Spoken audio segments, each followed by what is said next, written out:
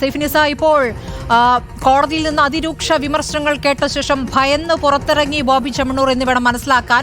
പുറത്തെത്തിയ ശേഷം ഇന്നലെ ഒരു ദിവസം അവിടെ തന്നെ തുടർന്നതിന് പ്രത്യേക ന്യായം അദ്ദേഹം വിശദീകരിക്കാൻ ശ്രമിക്കുന്നുണ്ട്. പുറത്ത് നാടകവുമായി ഒരു സംഘം, സ്ഥിരം നാടക സംഘം അവിടെ എത്തുകയും ചെയ്തിരുന്നു. അവർ അവിടെ എങ്ങനെയാണ് ഇയാൾക്ക് സ്വീകരണം ഒരുക്കിയത്? പടക്കം പൊട്ടിച്ചൊക്കെയുള്ള സ്വീകരണമാണോ? എന്താണ് അവിടെ നടന്നിരിക്കുന്നത്? പുറത്ത് എത്രത്തോളം പോലീസുകാരുടെ സാന്നിധ്യം ഉണ്ടായിരുന്നു? എന്താണ് പോലീസ് ഇക്കാര്യത്തിൽ പറയുന്നത്?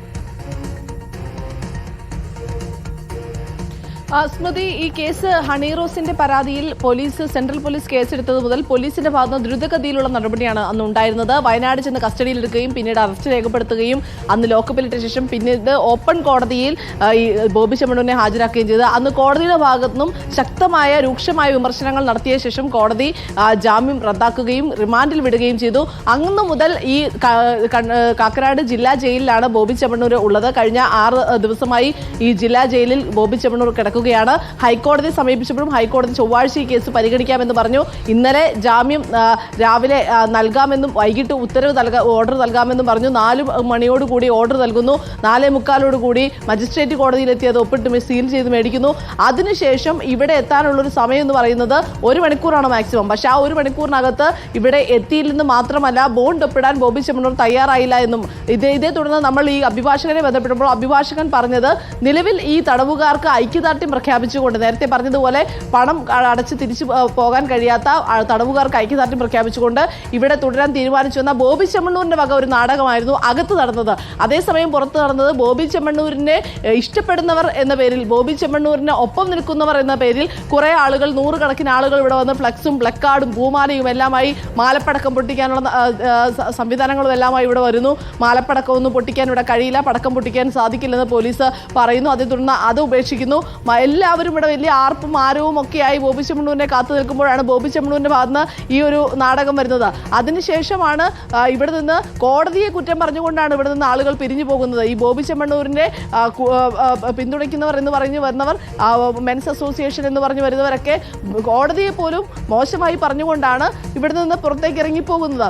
അതിനുശേഷമാണ് ഈ അഭിഭാഷകൻ മുഖേന ഇന്ന് ഈ കേസ് കോടതി പരിഗണനയ്ക്ക് എടുക്കുമെന്ന് നേരത്തെ രാവിലെ അറിയിച്ചപ്പോൾ തന്നെ അഭിഭാഷകൻ പറഞ്ഞത്, ഇപ്പോൾ പുറത്തിറങ്ങിയാൽ ഇറങ്ങാനാകും, അതല്ലെങ്കിൽ എന്ന് വരെ കിടക്കേണ്ടി വരും എന്നുള്ളത് അറിയില്ല, അല്ലെങ്കിൽ അത് പറയാൻ കഴിയില്ല എന്ന അഭിഭാഷകന്റെ ഭാഗത്തു നിന്നുള്ള ഒരു മുന്നറിയിപ്പ് വന്നതിന് പിന്നാലെയാണ് ഇദ്ദേഹത്തിന്റെ അനുയായികൾ പെട്ടെന്ന് തന്നെ ബോണ്ട് ഒപ്പിടാനും ഒപ്പം തന്നെ മറ്റു നടപടിക്രമങ്ങൾ പൂർത്തിയാക്കാനും പേപ്പർ കൊണ്ടുപോയി കൊടുക്കാനും എല്ലാം നമ്മൾ ഓടുന്ന കാഴ്ചയാണ് കണ്ടത്. അവർ ഓടി നടന്ന് വേഗം അത് കൊടുക്കുകയും 5 മിനിറ്റിനുള്ളിൽ തന്നെ ബോബി ചെമ്മണ്ണൂരിനെ പുറത്തിറക്കി ഇവർ വാഹനത്തിൽ പോവുകയും ചെയ്തു. തൃശ്ശൂരിലേക്കാണ് പോയതെന്നാണ് മനസ്സിലാക്കുന്നത്.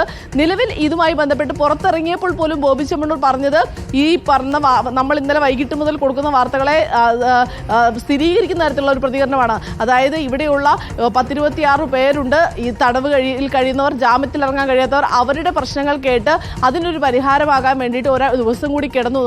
അങ്ങനെ പറ്റുന്ന സ്ഥലമല്ല ജയില്. ഒരു ദ്വയാർത്ഥ പ്രയോഗത്തിൽ, അതുപോലെ സ്ത്രീ അധിക്ഷേപത്തിൽ, ലൈംഗിക അധിക്ഷേപ കേസിൽ ജയിലിൽ കഴിഞ്ഞിരിക്കുന്ന ഒരു തടവുകാരന് രൂക്ഷമായ വിമർശനങ്ങളോടും ഒപ്പം തന്നെ മുന്നറിയിപ്പുകളോടും കൂടി ഹൈക്കോടതി ജാമ്യം നൽകിയിരിക്കുന്ന പശ്ചാത്തലത്തിൽ മജിസ്ട്രേറ്റ് കോടതിയിൽ പോയി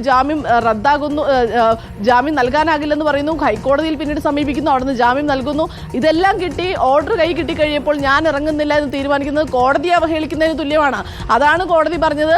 നാടകം കളിക്കരുത്, ഇയാൾക്ക്, അതായത് ബോബി ചെമ്മണ്ണൂർ നാടകം കളിക്കാനുള്ള സ്ഥലമല്ല കോടതിയും ജയിലും എന്നുള്ളതാണ്. റിമാൻഡ് തടവുകാരുടെ വക്കാലത്ത് ബോബി ചെമ്മണ്ണൂർ ഏറ്റെടുക്കേണ്ടതില്ല എന്നുമാണ് പറഞ്ഞത്.